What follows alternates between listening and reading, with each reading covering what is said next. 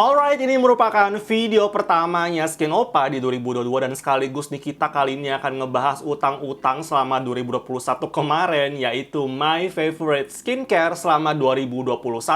Dan seperti biasa guys, disclaimer dulu nih di depan bahwa my skin type adalah oily acne prone skin, sedangkan skin concern gua adalah bekas jerawat PIH yang hitam-hitam itu. Di depan meja gue nih guys, udah banyak banget produk-produk yang sebentar lagi gue akan show satu persatu kepada kalian. Dan kali ini gue akan mention 5 produk kategori dari mulai cleanser, kemudian juga ada serum, terus ada moisturizer, ada sunscreen, sama yang terakhir ada eye cream guys. Dan kebanyakan memang adalah produk-produk lokal ya guys, karena skincare lokal kita tuh udah makin canggih, makin berjaya di Indonesia sendiri. Kemudian juga ada beberapa produk-produk yang dari luar negeri. Langsung aja masuk ke produk kategori yang pertama, yaitu cleansing, cuci muka. Nah, kita kenal sebagai double cleansing ya guys. Jadi pertama pakai yang oil based cleanser ataupun water based cleanser, kemudian yang kedua dibilas ataupun dilanjutkan lagi pembersihannya dengan menggunakan second cleanser yang biasanya merupakan water based. Kalau kita ngomongin cleansing ya guys, ini merupakan step skincare pertama dan yang paling disepelekan orang. Padahal buat gue pribadi nih guys, cleansing itu penting banget. Kalau misalkan pondasinya aja nggak bener, kita cuci mukanya nggak bersih, kemudian kita malah menumpuk serum moisturizer, itu nggak bakalan efektif. Dan disinilah manfaat dari double cleansing, yaitu make sure semaksimal mungkin kalau kulit muka kita itu udah bersih ya guys. Nah, untuk first cleanser sendiri yang paling gue favoritkan selama 2021 adalah yang Dermi Beauty ini guys. Ini merupakan versi reformulasi dari best seller Dermi Beauty yang sebelumnya yang packagingnya itu warna oranye ataupun peach gitu ya guys. Nah, untuk yang kali ini nih warna ungu, mereka menggunakan blueberry extract, yaitu namanya 30 Seconds Melt Away Balm.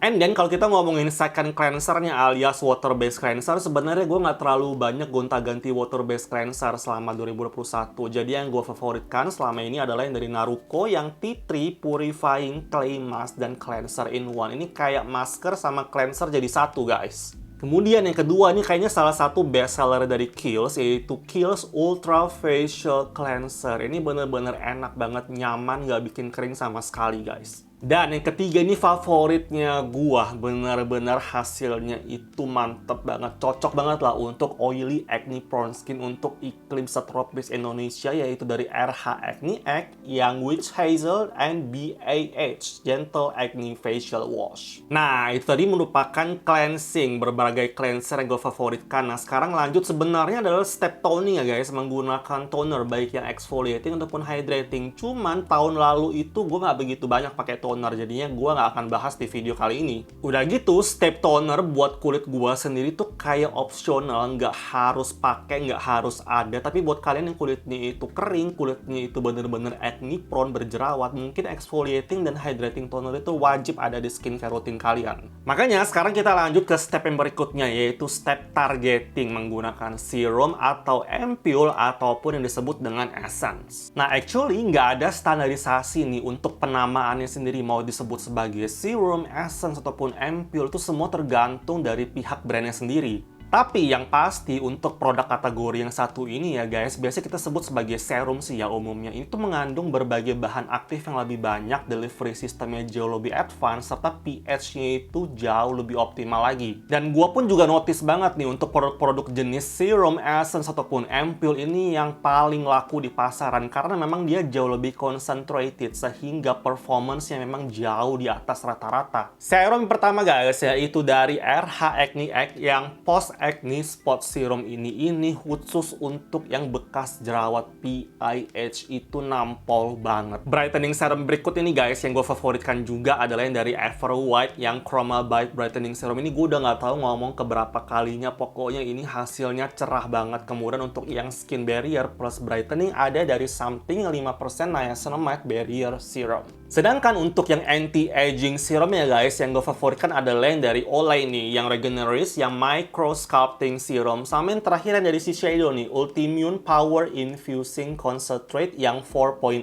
Lanjut ke step yang berikutnya, yaitu moisturizing, menggunakan moisturizer sesuai dengan jenis kulit ya guys. Jadi every skin type needs hydration, termasuk untuk orang-orang yang kulitnya itu adalah oily acne prone skin. Untuk orang-orang yang kulit itu berminyak ataupun acne prone ya guys, tinggal disesuaikan aja untuk jenis moisturizernya, pilih yang sediaannya itu bentuknya adalah gel, pokoknya yang ringan, tidak menyumbat pori-pori juga. And of course, salah satu fungsi utama dari moisturizer adalah untuk mencegah terjadinya transepidermal water loss dari kulit kita. Dan yang pasti, pelembab itu juga mesti punya 3 sifat, yaitu emollient, humectant, sama occlusive. Nah, makanya nih, occlusive ini kan yang paling ketara gitu ya, terasa banget. Makanya dia juga difungsikan sebagai sealer untuk bisa mengunci berbagai produk-produk yang udah kita pakai sebelumnya. Moisturizer pertama yang gua suka banget adalah yang dari White Lab ini ya guys, yaitu Ceramic Barrier Moisturizing Gel. Yang kedua, ini merupakan dari La Roche-Posay yang Everclear Duo Plus Anti-Imperfections Moisturizer ya guys. Ini juara banget. Yang ketiga, yang terbaru juga guys, dari SK-II yang Made in Japan 1 ini merupakan versi reformulasi dari yang RNA series yang mereka, yaitu SK-II Skin Power Cream. Lanjut, yang keempat, ini merupakan pelembab yang super duper ringan, cocok banget untuk digunakan di pagi hari, yaitu dari The Body Shop yang Drops of Youth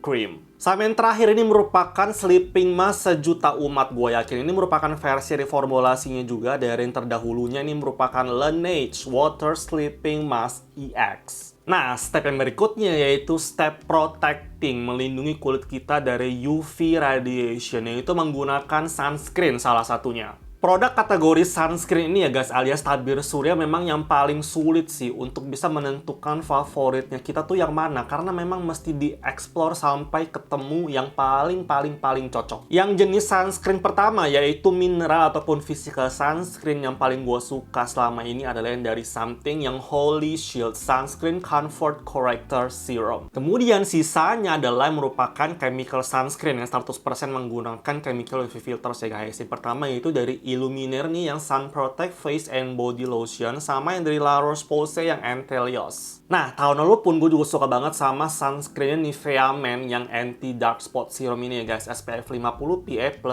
sama satu lagi yang dari Bioderma nih, Made in France, yaitu yang Photoderm AKN Made SPF 30. By the way, 9 dari 10 orang yang gue tanyain ya guys, mereka itu lebih prefer untuk menggunakan produk-produk sunscreen yang buatan Prancis ternyata. Mungkin karena memang manufacturing di sana tuh jauh lebih strict gitu ya guys, terutama soal SPF claimnya. Dan gue nggak bosan-bosannya untuk selalu remind kalian untuk apply dan reapply sunscreen setiap harinya guys. Sebelum kalian timbul yang namanya melasma, dark spot, flek hitam, sampai premature aging. Sebelum terlambat lah intinya. Apply dan reapply-nya pun make sure kalian dosisnya itu tepat ya guys. Jangan sampai terlalu sedikit juga. Karena kalau terlalu sedikit untuk klaim perlindungan SPF-nya itu nggak bakalan sesuai dengan yang diklaim oleh brand. And then yang mesti juga diingat adalah walaupun udah pakai sunscreen bukan berarti kita bisa bebas 24 jam terpapar sinar matahari. Enggak ya guys, sunscreen itu merupakan salah satu modalitasnya aja. Buat yang belum tahu, jadi yang namanya modalitas perlindungan dari UV radiation itu ada banyak banget. Salah satunya adalah penggunaan tabir surya, kemudian pakai clothing yang mengandung UPF ya, certified, kemudian juga pakai payung, terus kita juga harus cari tempat yang teduh dan lain-lainnya. Jadi semakin banyak modalitas yang kita gunakan, kita aplikasikan setiap harinya ya guys, maka perlindungannya akan semakin maksimal. Produk kategori yang terakhir yaitu eye treatment alias eye cream ataupun eye serum. Favoritnya gua tahun lalu itu adalah yang dari Skintific ini guys, 360 degrees crystal massager lifting eye cream. Di eye cream ini ya guys, kandungan 3D peptides-nya itu yang paling terbukti di under eye gua, bisa membantu menyamarkan garis halus sampai keriput juga. Oke guys, kayaknya itu semua adalah skincare favorit gua selama 2021 kemarin. Nah, skincare favorit kalian apa aja? Kalian bisa langsung aja share di kolom komentar di bawah ini kayak biasa guys. Alright, kayaknya gitu aja untuk video kali ini ya guys. Jika kalian suka, jangan lupa untuk klik like and subscribe. Also don't forget to use your UV protection every single day. So thank you so much for watching. See you next time.